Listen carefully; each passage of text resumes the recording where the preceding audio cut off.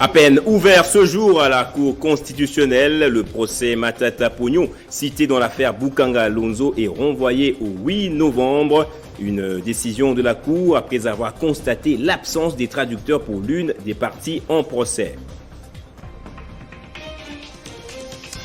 Et prestation de serment demain mardi du très controversé président de la CENI à la Cour constitutionnelle, une prestation qui intervient sur fond des polémiques alors que les forces vives ont fait bloc pour exiger la dépolitisation de la CENI.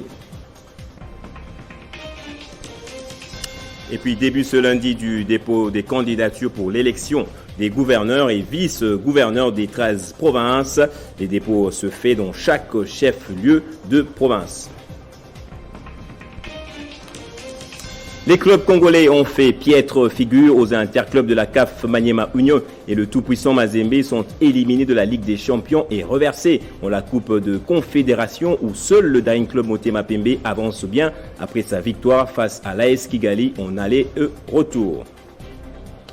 Bienvenue à vous tous et merci d'être avec nous sur Télé 50. On ouvre ce journal avec cette affaire en justice, le procès Matata Ponyo qui s'est ouvert ce lundi à la Cour constitutionnelle. Il est renvoyé au 8 novembre prochain, le temps de trouver un traducteur pour l'accusé Africom sud-africain aussi impliqué qu'Augustin Matata Ponyo, ancien Premier ministre, et Patrice Kitebi, ancien directeur général du FPI. Ils sont poursuivis pour détournement présumé de deniers publics.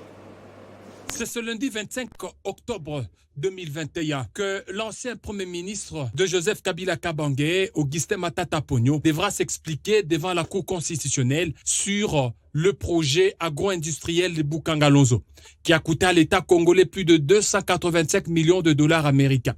À l'issue d'un rapport publié en novembre 2020, l'inspection générale des finances avait dénoncé les détournements de 205 millions de dollars sur 285 millions décaissés par l'État congolais pour la relance en 2014 du grand site agro-industriel de Bukanga Lonzo dans l'ex-province du Bandundu. Le Premier ministre Augustin Matata Ponyo est présenté dans ses rapports comme l'auteur intellectuel de ce détournement des fonds. Mais pour Augustin Matata Ponyo, sa défense dénonce un procès politique et pourrait relever quelques exceptions. L'inconstitutionnalité de la Cour a jugé les sénateurs Matata Ponyo et les immunités levées uniquement pour l'affaire liée à la zérianisation. Des vrais pensent ses proches empêcher la tenue de ce procès. Pour la défense d'Augustin Matata Ponyo, c'est une affaire purement politique, destinée à fragiliser un probable candidat pour la présidentielle de 2023. Ce procès très attendu par l'opinion ne verra malheureusement pas la participation de son avocat français, qui n'a reçu ni visa ni accréditation. Et côté presse, seule la RTNC est autorisée à y accéder, alors que les autres médias sont refusés d'accès à l'audience. Et dépolitisation de la CENI, les forces politiques et sociales de la nation ont décidé de faire un bloc compact pour exiger une centrale électorale non instrumentalisée en vue des élections crédibles. Il s'agit notamment du FCC, SID, Nouvel Élan de l'Ensemble pour la République, le CLC, ainsi que le tandem CALCC et Milapro. Ces forces politiques et sociales projettent également des grandes actions dans le futur à travers le pays. L'investiture de l'équipe Kadima à la tête de la centrale électorale, en dépit des contestations, continue de diviser la classe politique congolaise et constitue, pour beaucoup, une menace contre la cohésion nationale.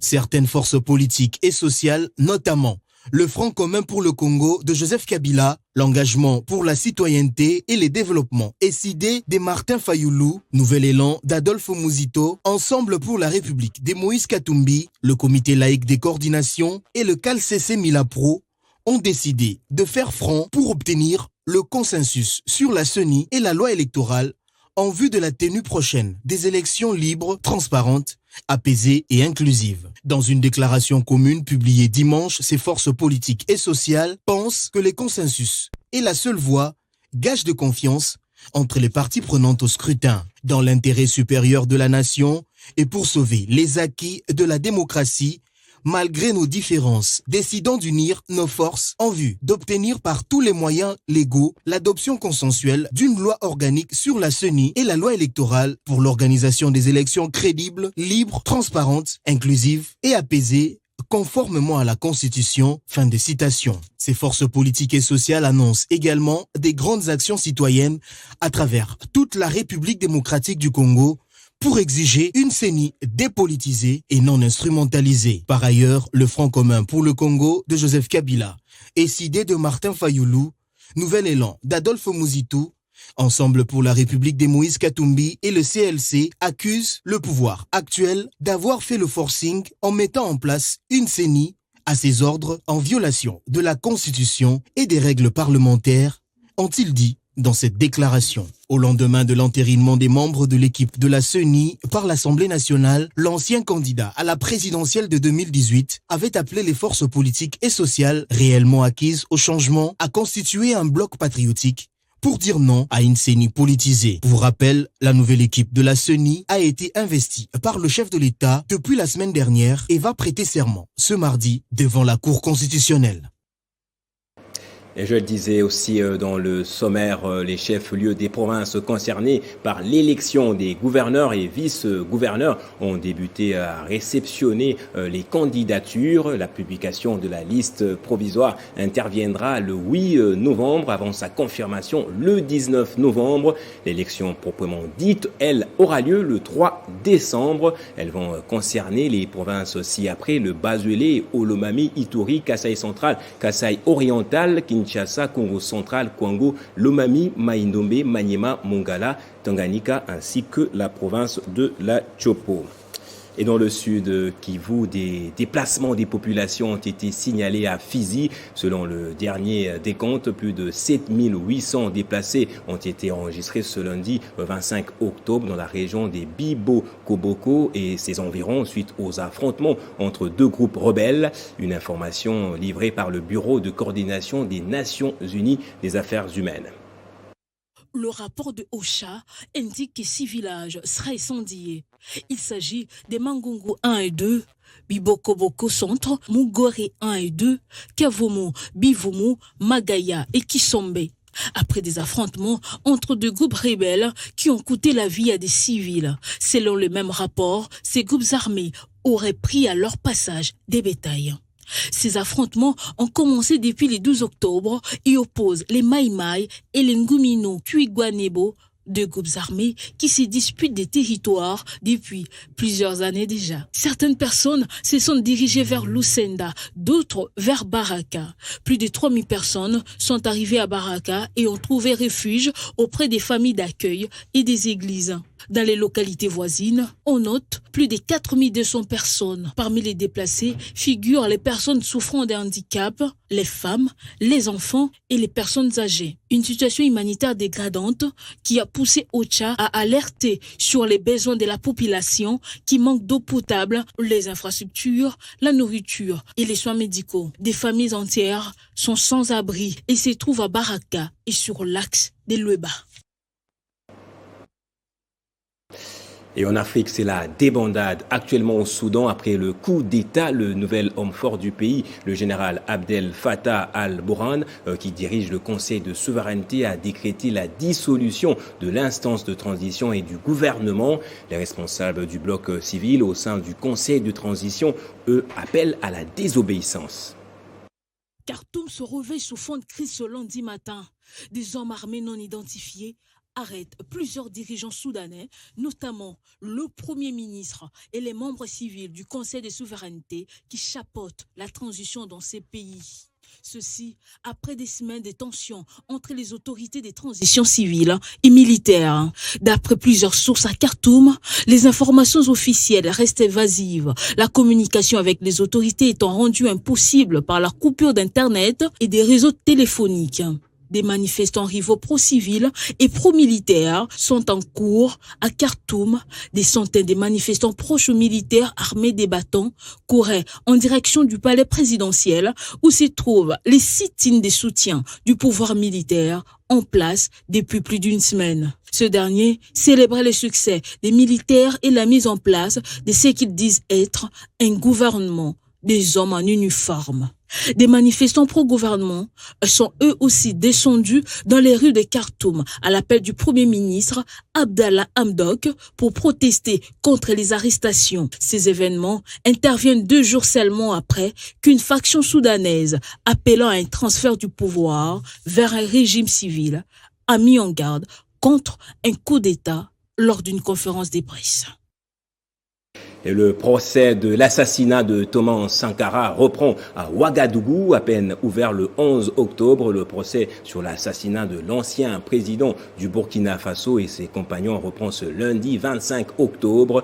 Les avocats de la défense avaient demandé un ajout de 2 semaines afin de mieux étudier le dossier. Au nom de la manifestation de la vérité, Urbain Meda, président du tribunal militaire de Ouagadougou, avait accepté de suspendre les débats pour un délai de 2 semaines. Désormais, la justice burkinabé doit se pencher pour des bons sur ces dossiers majeurs de l'histoire. Après la fermeture du dossier de l'assassinat de l'ancien président burkinabé, tué à l'âge de 37 ans, lors du coup d'État du 15 octobre 1987, l'affaire a refait surface. 14 personnes doivent être jugées, mais 2 sont absentes. Il s'agit de Blaise Compaoré, l'ancien président burkinabé, et Yancet Kafando, ancien adjudant-chef de la garde des Compaoré. Compaoré est soupçonné d'avoir commandité l'assassinat de celui qui était surnommé le Che Guevara africain. Kafando, lui, est accusé d'avoir exécuté 12 personnes périssaient ce 15 octobre-là, lors d'une réunion du siège du CNR. Aujourd'hui, la famille de Thomas Sankara réclame la vraie justice. Et on termine en culture, sauf imprévu, la star de la musique congolaise, Koffi Olomide, sera à nouveau devant la justice française pour ce procès en appel qui s'ouvre ce lundi à Versailles, en France, pour agression sexuelle et séquestration de 4 de ses anciennes danseuses entre 2002 et 2006. Koffi Olomide avait été condamné à 2 ans de prison par le tribunal de Nanterre en banlieue parisienne en première instance en mars 2019. L'artiste musicien a vu dans un passé récent son concert du stade Arena près de Paris être annulé à quelques jours de la production. Place au rappel des titres à présent. À peine ouvert ce jour à la Cour constitutionnelle, le procès Matata Ponyo cité dans l'affaire Bukanga Lonzo est renvoyé au 8 novembre. Une décision de la Cour après avoir constaté l'absence des traducteurs pour l'une des parties en procès. Les prestations de serment demain mardi du très controversé président de la CENI à la Cour constitutionnelle, lui ainsi que toute son équipe. Une prestation qui intervient sur fond des polémiques alors que les forces vives ont fait bloc pour exiger la dépolitisation de la CENI. Et puis début ce lundi du dépôt des candidatures pour l'élection des gouverneurs et vice-gouverneurs des 13 provinces. Le dépôt se fait dans chaque chef-lieu de province. En sport, les clubs congolais ont fait piètre figure aux interclubs de la CAF. Maniema Union et le tout-puissant Mazembe sont éliminés de la Ligue des Champions et reversés en Coupe de la Confédération où seul le DCMP avance bien après sa victoire face à l'AS Kigali en aller et retour. Restez avec nous pour la suite de l'actualité.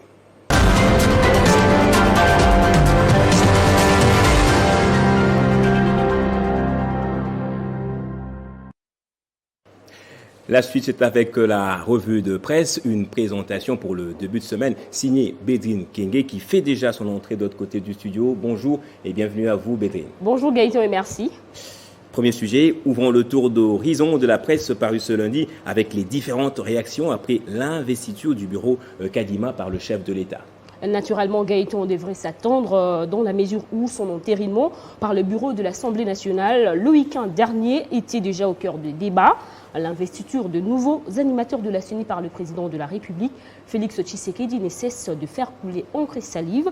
À en croire, c'est sur cette point scellé, certaines forces politiques et sociales, notamment le Front commun pour le Congo, du président honoraire Joseph Kabila, les idées de Fayoulou, le nouvel élan de Mouzito, Ensemble pour la République de Moïse Katumbi, les comités laïcs de coordination et les tandems CAL-CC ont pris la décision d'unir leurs forces pour poser des actions citoyennes communes contre une CENI entre guillemets aux ordres du pouvoir Gaëtan en vue d'avoir des scrutins crédibles en 2023. Et de son côté, Forum du ZAS renchérit que Néhémie Moulania appelle au rassemblement des forces démocratiques afin de faire échec à ce passage en force. Cet ancien coordonnateur du FCC, cité par le quotidien, affirme par ailleurs qu'il n'était pas du tout surpris de cette décision du chef de l'État. Et malgré la contestation de l'Église catholique et de l'Église du Christ au Congo, l'agence congolaise de presse note que le président de la République, Félix Tshisekedi, a investi quand même par ordonnance présidentielle l'équipe Kadima, qui d'après lui intervient après un processus de désignation opéré de manière régulière à travers notamment une majorité claire dégagée en faveur d'un candidat plutôt président de la centrale électorale. Et entre-temps, 7sur7.cd revient dans un autre article pour nous annoncer la prestation du serment du nouveau bureau de la CENI devant la Cour constitutionnelle prévue demain, Gaëtan. En économie, Bedin Kenge, Jean-Lucien Boussa invite la Turquie à maximiser ses liens commerciaux avec l'Afrique. Tout à fait, Gaëtan. La Turquie étant un pays émergent grâce à l'entrepreneuriat et au commerce, le ministre du Commerce extérieur, Jean-Lucien Boussa, a profité de sa participation au forum sur l'économie Turquie-Afrique pour faire entendre la voix du continent et beaucoup plus de la République démocratique du Congo, dont il était le représentant en appelant justement les Turcs à multiplier leurs liens commerciaux avec l'Afrique. Question de les consolider, rapporte Comex Actu.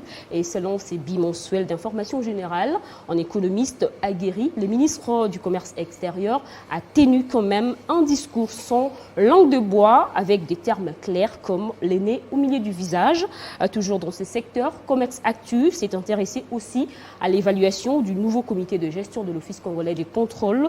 Selon le confrère, l'actuel directeur général intérimaire Gabi Loubiba Mwampouya, en tant que fils maison, technocrate du surcroît, s'est employé lors de ses premiers 100 jours à relever l'entreprise qui a une mission noble, celle de protéger les consommateurs congolais contre des produits avariés, de l'importation, l'exportation et les transits.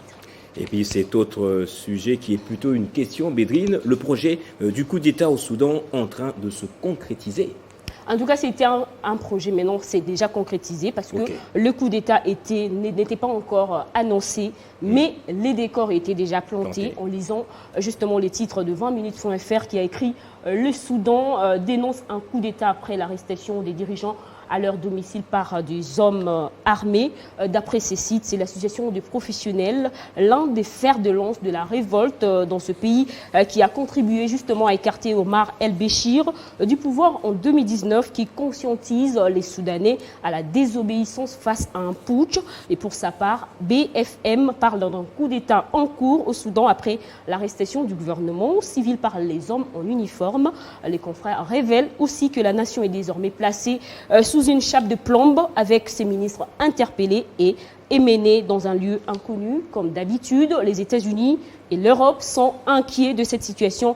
Renseigne cette fois-ci Le Monde. La crise politique a donc atteint un nouveau palier ce lundi, ajoute le site français. Et le Premier ministre soudanais invite la population à défendre la révolution dans la rue.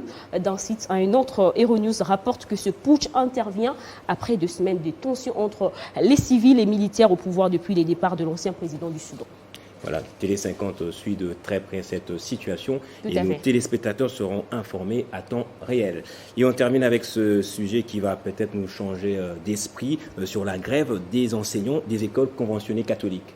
Effectivement, Gaëtan, en attendant la reprise des négociations entre le gouvernement congolais et les bancs syndicales pour trouver justement des réponses aux revendications des professionnels de la CRE, certains enseignants s'interrogent s'ils doivent reprendre le cours ou pas. En tout cas, selon la caricature du Forum du ZAS, ils demeurent catégoriques et n'attendent que l'amélioration de leurs conditions de vie ou rien. Merci Bedin Kenge pour cette lecture transversale des sites et journaux parus ce lundi à Kinshasa. Et je vous en prie, Gaëtan. Fin de ce journal. Merci infiniment de votre fidélité et bon début de semaine chez vous.